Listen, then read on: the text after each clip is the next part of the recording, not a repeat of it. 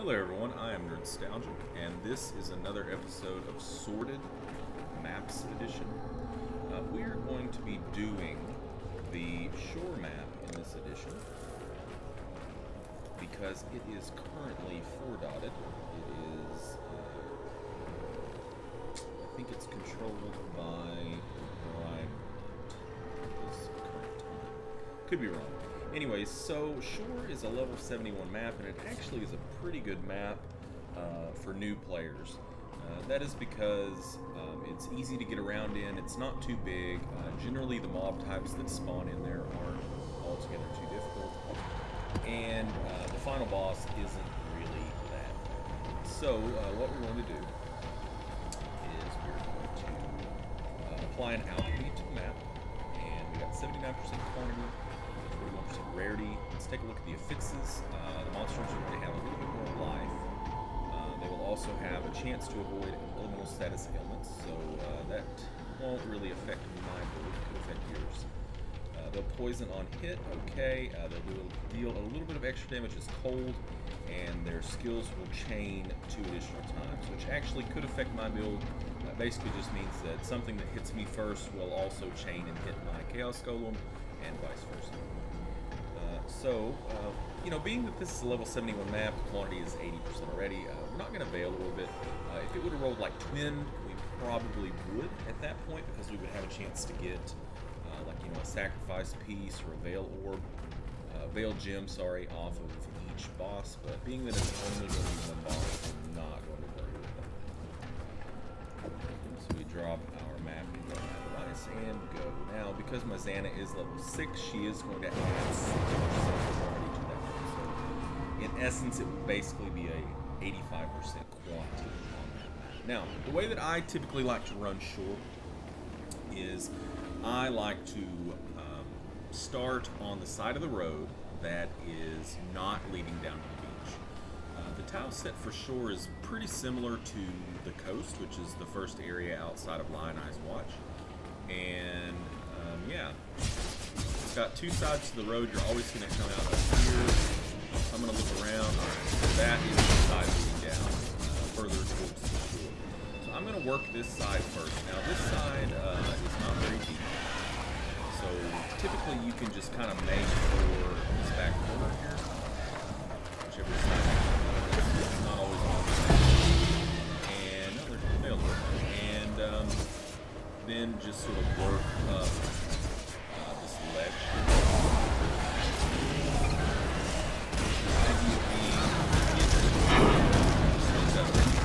Basically, come back up along the road, because something that is a bit of a negative about this map is that a lot of times you'll see like the crabs and a lot of things that like to submerge and will only emerge if you are around them. So that can be a bit of a negative if you're not covering all of the map. You will miss so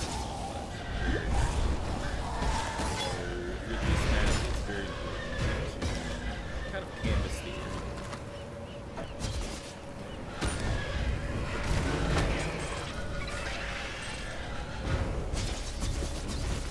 As you can see, there were crabs there.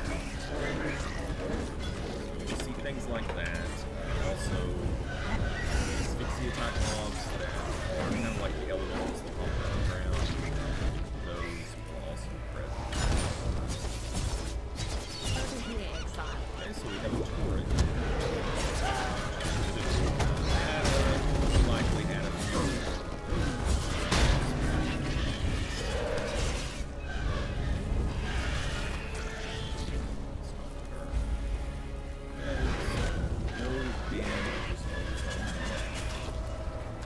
It's nice to find her right towards the beginning because you don't have to really backtrack.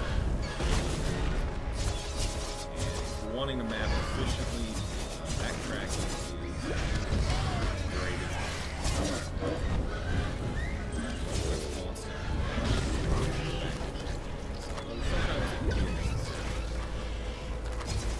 So now I'm just going to kind of work up the road here. And while I work up the road, I'm pulling things from the other side of the road.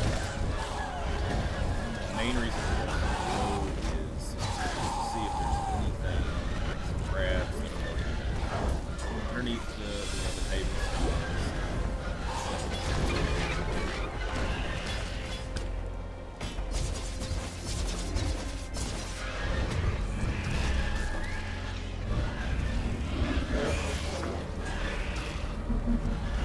Really, not many things worse than getting to what you think is the end of the map and the main map, only to find out that you still have a bit of a pain.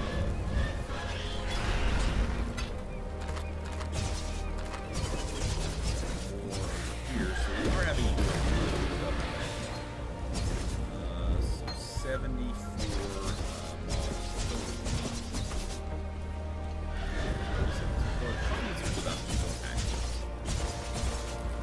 okay, we can. Did I miss any wood here? I think we can fit.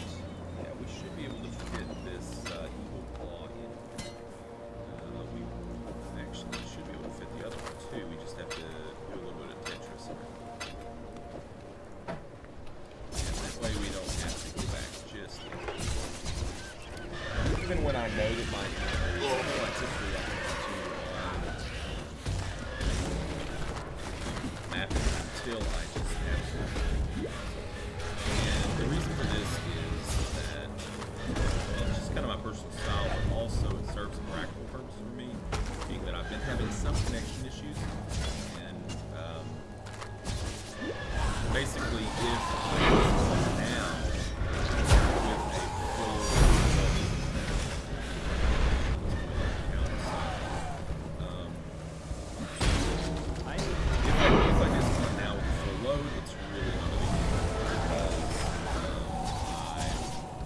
only going to lose the portal that I would have used. If I go back to town and then come back at Discon before I've picked up some stuff, then we have a problem.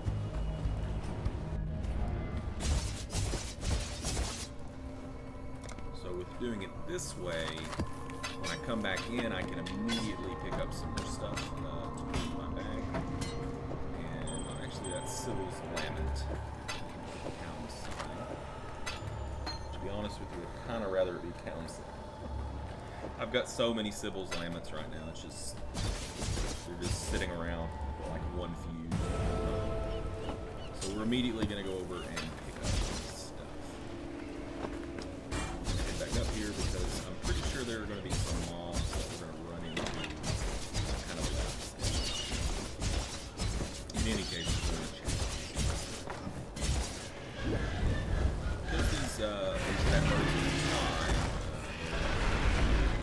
Now, if you've got like lightning in it, this map is even easier.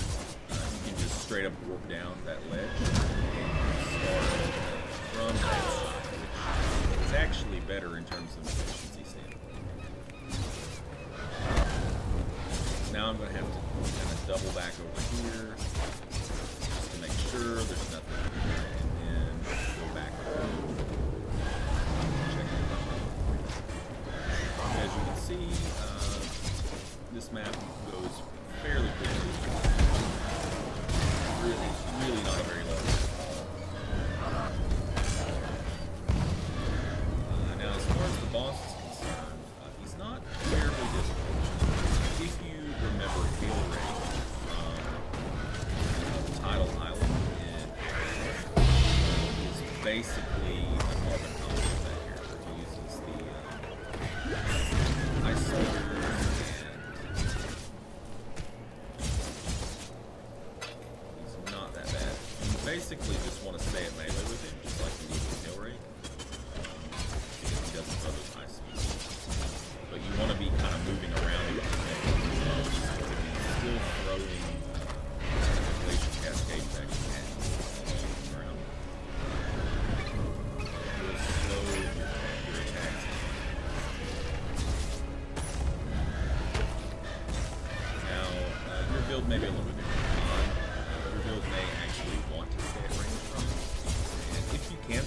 from it and still lay some damage into it while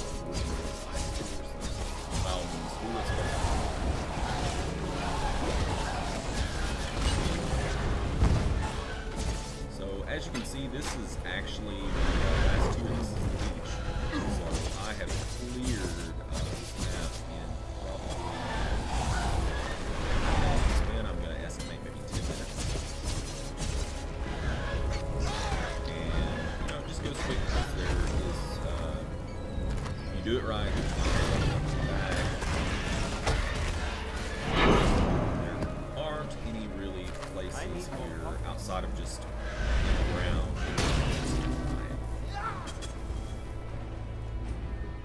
You don't have to worry about little nooks and crannies and caves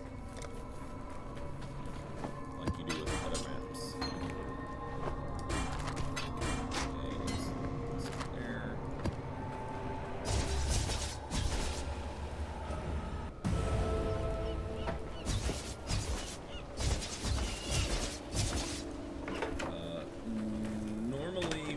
You'll know that you're going to be around the boss because you wrecked the ship, and the boss will be around that ship. Generally, will have a few packs of magic monsters.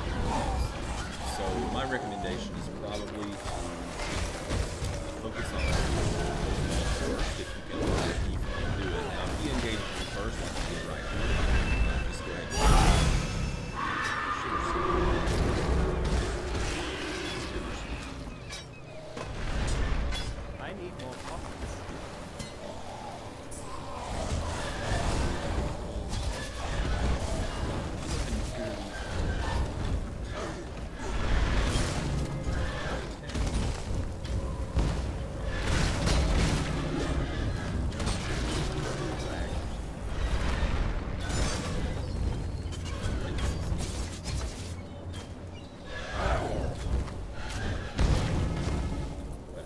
here's the bow. Normally the boss time lingers around. I'll grab this currency. And we can grab this helmet, which is a little bar available. Okay.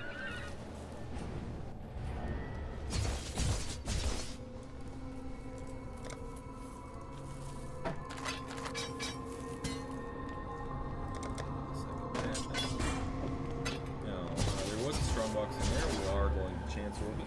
Let's see if we can't make something nice happen. If it goes yellow, that's fine. If it goes blue, that's fine too. I've got some alterations that I can roll onto. So first we are going to chance orbit, and it's blue. So we're going to roll on it now. And what we're going to be looking for, if you've watched some of my other videos, this will be very familiar to you. We're going to look for plus to items. Basically so that we can veil orbit and try to get some 5 and 6 links out.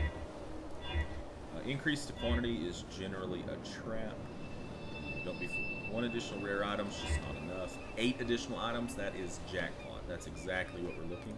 Let's regal it and see if we can't get another nice affix on it. Identified items, not really going to matter. Because when you veil orbit, it's going to identify them anyways. So, whoop-de-doo. Veil orb, and pop it.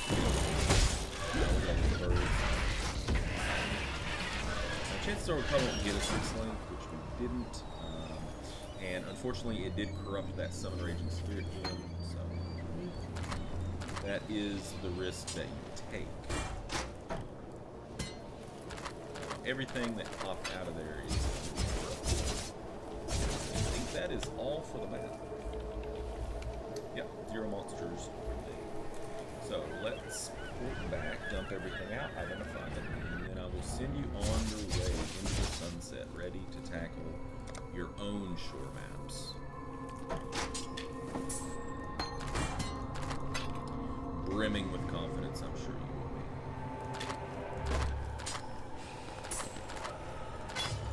That was already corrupted, so I didn't need that.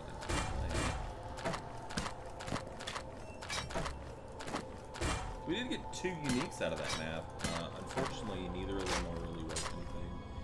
The Shiver Sting I might be able to get a fuse out of, and the Sibyl's Lament, as I said, I already have a ton of them. What I might do with this Sibyl's Lament is I might actually Veil Orbit and see if I can't get a better implicit on it. First, before I do that, I'm actually going to do some research on PoE.trade and see if there are any other people that are trying to do this first, and if just nobody's even doing it, it's probably not worth doing. I mean, if you look at the ring itself, the life isn't really bad, and it does have elemental damage to weapons, adds some damage to attacks. That's fine. What's probably turning off a lot of people is the reduced rarity of items. People tend to really kind of steer clear of that unless there's a very, very clear benefit to the item. It does have the interesting feature of the left ring slot, right ring slot being able to kind of negate some reflect, but typically what people do, instead of like equipping a Sibyl's Lament to get around reflect, they tend to just avoid it in other ways that don't penalize their reduced item. Alright, let's see what we've got.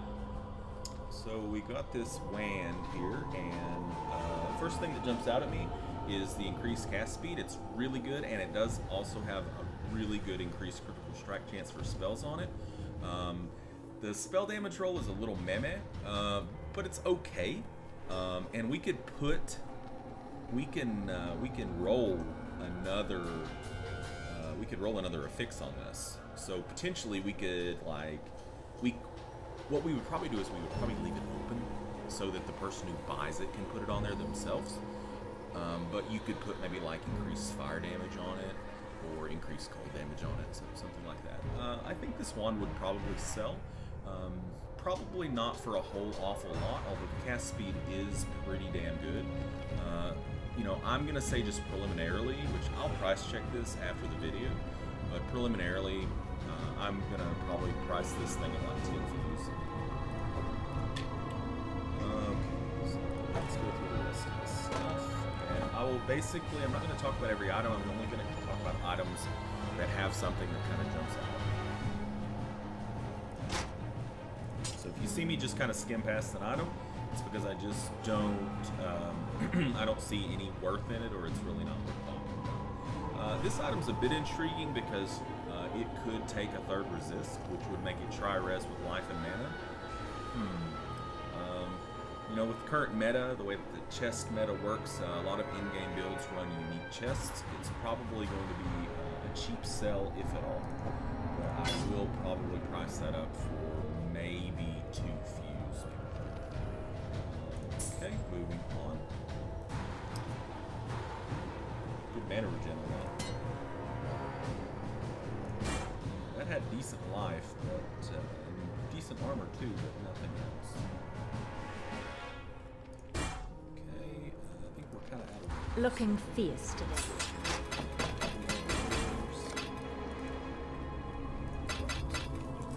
Move on to our next tab. Let's see what we got. Okay, the Shiver Stain. Like I said, I'm probably going to price that at a fuse. It's a pretty decent leveling. It really is. It's a decent leveling sword. Other than that, it's not anything that you would use past, say, level 30, level 35 maybe. You're going to find better options to use, like a Rigvald's Charge or something like that. But for somebody who is leveling like a two-handed character, this would be good for like a Spectral Throw, leveling a Spectral Throw, or as Sweep perhaps.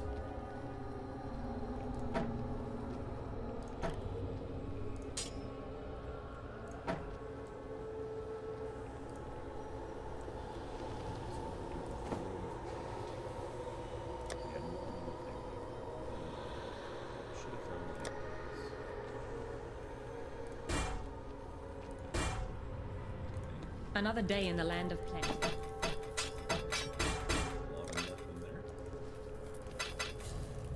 Grab this axe. I want to axe you some questions. Decent attack speed on that dagger, but you know, attack speed by itself is not enough to sell it on. Okay, the projectile speed's really good on that. It does have added lightning damage to spells. 30% increased cold damage, some mana. It does have an open crafting slot. You know, this is something, if the increased cold damage was higher, perhaps I could see it. I mean, it might, you know, the thing is, I don't know a lot of like the prefixes and suffixes off the top of my head. So I'm not really sure if this could take... I don't think it can take another suffix or prefix. I think it can take another suffix. And I want to say that spell damage is prefix. I'm still going to investigate that post-video, just to see. Even if we could add spell damage to that item, I still don't see it selling for a whole lot. Maybe just a few fuse. This does have life, a little bit of IRR, and some lightning resist it could take. I do believe it could take a second resist. Unfortunately, with boots, it really needs to have move speed to be worth anything. So typically, I just give it a free pass. Now, this one's interesting. The interesting thing about this item is that it only rolled with 3 properties. That's very interesting. It's got increased IRR at a very good roll. 27% is very good. 20% lightning resistance is kind of middle of the road, and the armor's actually kind of low. But the fact is, it's got an interesting amount of open slots available to it. So I still don't think. I mean, let's look at it from a crafting perspective. Somebody could bench craft on its boots, so you really want the movement speed. Even though the item already is good, you still would probably rather have some movement speed on it too. If you put movement speed on it, you wouldn't have life, you'd only have 1 resist. You maybe could mastercraft it and put multiple crafted mods on it. That's a suffix. Just not this one. Anyways, that mastercraft is a suffix. So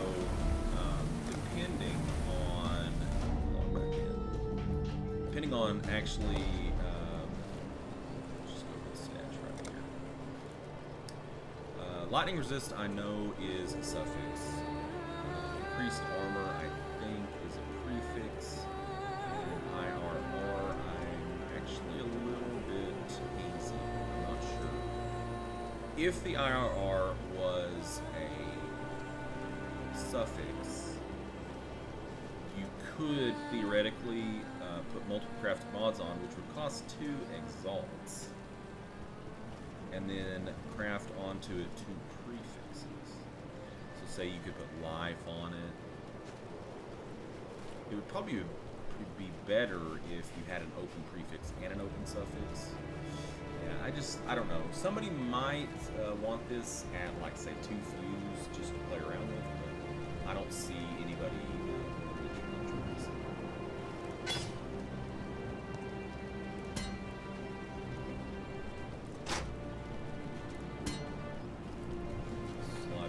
I thought you were going to.